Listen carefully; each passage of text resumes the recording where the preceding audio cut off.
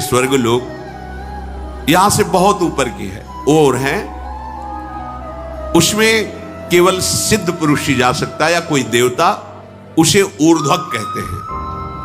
वहां जाने के लिए जो मार्ग है बड़ा ही उत्तम है, सुखद है और दिव्य विमानों के द्वारा जाया जाता है, भौतिक विमानों का प्रवेश नहीं है। जिन्होंने घोर तपस्या नहीं की, बड़ी बड़ी यज्ञ नहीं की, उनका कभी वहां प्रवेश नहीं होता। असत्यवादी, नास्तिक, व्यभिचारी ये कभी नहीं जा सकते। जो धर्मात्मा है, सदैव मन को वश में रखा है, शम दम, किसी से ईर्ष्या नहीं की, जो दान देता रहता है, जो युद्ध कला में प्रवीण है, इंद्रियों को संयम में रखता है और सत्पुरुषों की सेवा करता है, ऐसे पुण्यवानों को इन लोकों में ले जाया जाता है। हे मुद्गल ऋषि, वहां 33,000 सुवर्ण में विमान, दिव्य विमान, मार्ग में ही चलने पर वहां से मेरुगिरी का शिखर दिखाई देता है। इतना बड़ा मेरुगिरी है, शिखर दिखाई देता है। ऐसे देवताओं के नंदन वन है कि उन्माद चढ़ जाए सुख का। जो देववन है स्वर्ग में, जिनके लता फूल उन्माद चढ़ जाए, और निकुंज का जो तो कोटि कल्प तरुणा है, हमारी जहां श्री जी विचरण करती, विहरण करती, अरे सौभाग्य उदय हो गया, बढ़ो आगे।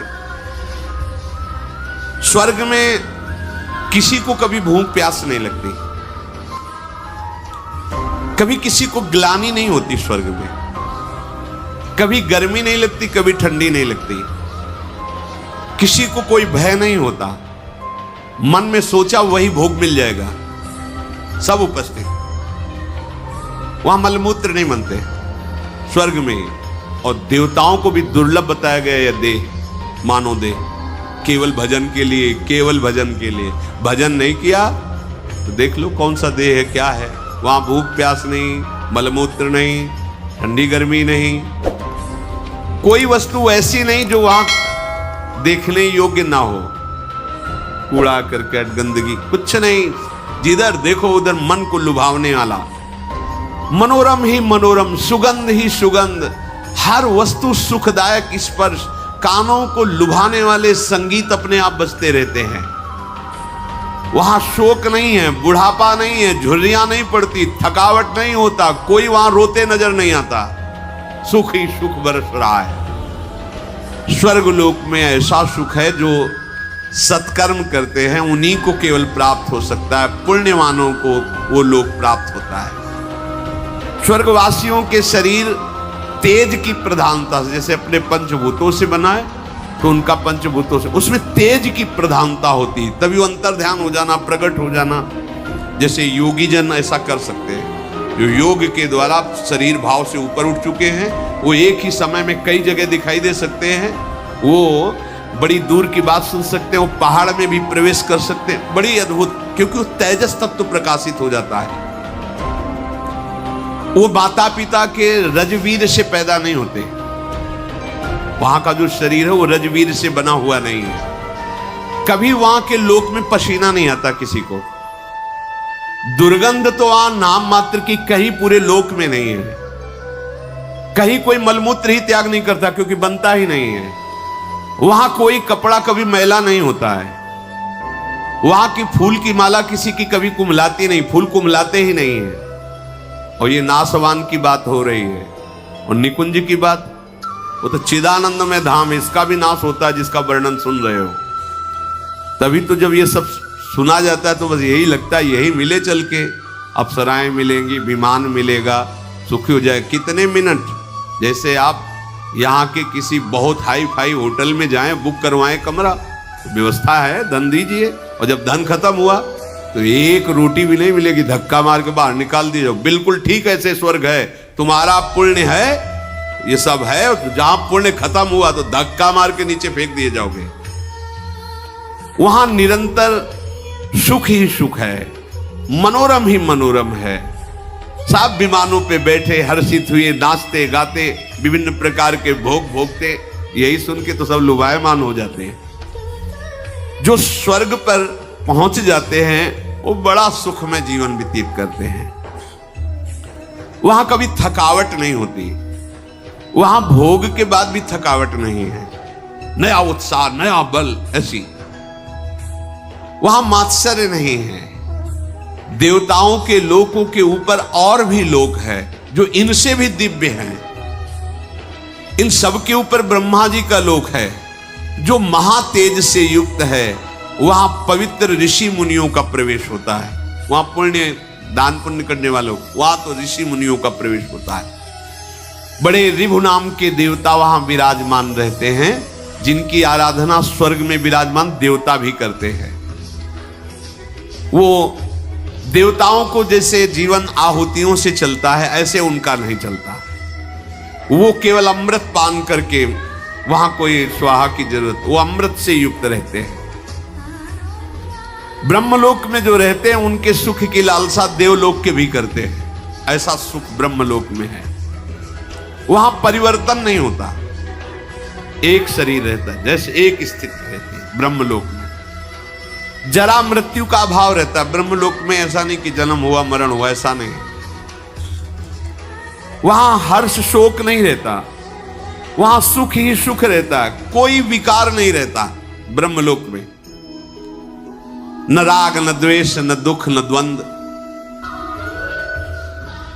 एक तरह से यह समझ लो कि परम गति को छोड़कर और सब कुछ वहां है ब्रह्मलोक में। ऐसा सुख है जो तुम सोच भी नहीं सकते। मुद्गल सिंह का हो गया, आपने बता दिया गुण। अब जरा दोष बताइए, क्या दोष है? तो दोष भी सुन लीजिए महर्षि।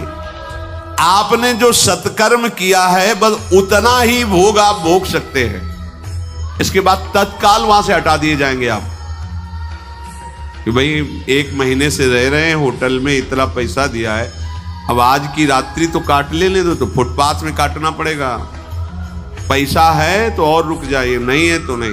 पुण्य है तो है। इसके बाद जो तुम्हें प्यार कर रहे थे, दुलार कर रहे थे, विमान मिला था, यश गान मिला, सब धूल दूसरे धक्का मार के बाहर कर दिए जाओगे स्वर्ग से, फिर नीचे गिरोगे आके।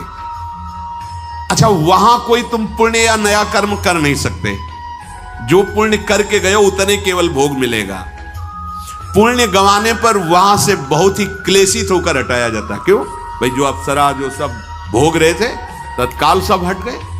अब उसमें आसक्त है, उसे धक्का मार के बाहर किया जा रहा है। कितना दुख है। स्वर्ग में सबसे बड़ा दोष मुझे ये जान पड़ता है कि जहां पुण्य खत्म हुआ तो उसका बहुत बुरी तरह पतन होता है। यही बुरी तरह पतन कि एक बढ़िया सुख साम्राज्य और 1 मिनट में सबसे रहित खत्म तुम्हारे पुण्य। जिन भोगों में लगा हुआ था, जिनको अपना मान रहा था, उनसे धक्का मार के दूर करके भगा दिया जाता है। स्वर्ग में जो लोग नीचे की तरफ गिरते हैं वो भारी जलन असंतोष से युक्त हो जाते हैं, क्योंकि वो सब सुख छिन गया। उसका मैं कैसे वर्णन करूं? जिस समय गिराया जाता है उसको दुख मिलता है। गिरते समय इतना भयानक दुख होता है, उसकी चेतना लुप्त हो जाती है, रजोगुण का आक्रमण होता है, बुद्धि बिगड़ जाती है, और उसके गले में पड़ी हुई जो माला पुष्प की है वो कुम्हला जाती है, टूट जाती है। वहां जिसकी माला कुम्हलाने लगे, धक्का देने का अवसर आ गया, समझ लिया जाए इसके सुकृत खत्म, वहां की पहचान है। उसके पास पुष्प जो विराजमान पुष्प मालाएं कुम्हलाने लगी, बस होश खराब हो गया, भगाए जाएंगे, अब यहां से हटाए जाएंगे, सब हटेगा। पतन की सूचना, माला कुम्हला जाना। अब उसके हृदय में भारी दुख, भारी भय समा जाता है, ये सब छूट जाएगा। जितने भी ब्रह्मलोक पर्यंत लोक हैं उन सब में दोष देखे जाते हैं। स्वर्गलोक में तो रहने वालों के शास्त्रों दोष हो सकते हैं, अगर वर्णन करें तो। वो कह रहे हैं अब तुमसे बगल में बड़ा विमान वाला जा रहा है, बड़ी सुंदर अप्सरा है, बड़ा भोग है, अपने में संतुष्ट नहीं, वो जल रहा है कि यार इसके तो बहुत है, और थोड़ी ही दिनों में पुण्य खत्म हुआ तो वो भी जाता, वो भी छीन लिया गया। त्रिशंकु उल्टा लटके आज भी। वहां से भ्रष्ट हुए जीवों में जो दुख देखा जाता है, जो पतन के समय, फिर वो मनुष्य योनि में आता है, स्वर्ग से आया हुआ, नरक से गया हुआ, तिर्यक योनियों में। मनुष्य लोक में जब मानव शरीर मिलता है, वो चाहे तो अपनी बड़ी उन्नति कर सकता है। क्या? इन सब लोगों को लांग करके भगवान के धाम को दे। पर यहां मत वाला, उसको लोक परलोक की पड़ी, उसको अभी वर्तमान के भोग। ये माया है, एक एक क्षण तुम्हारा बड़ा कीमती है। देवता तरसते कि मुझे मनुष्य बना दिया जाए, तो ऐसा पुण्य करेंगे, ऐसा दान करेंगे, ऐसा भजन करेंगे, ऐसे आचरण करेंगे कि भगवान को रिझा लेंगे। और भगवान के लोक में जाने के बाद फिर आना नहीं होता। यद गत्वा न निवर्तन्ते तद धाम परमम मम। एक ही जगह है जहां भगवान के धाम के जहां प्रवेश हुआ, फिर आना जाना मिट गया। नहीं, ब्रह्मलोक तक ये चलता रहता है आना जाना।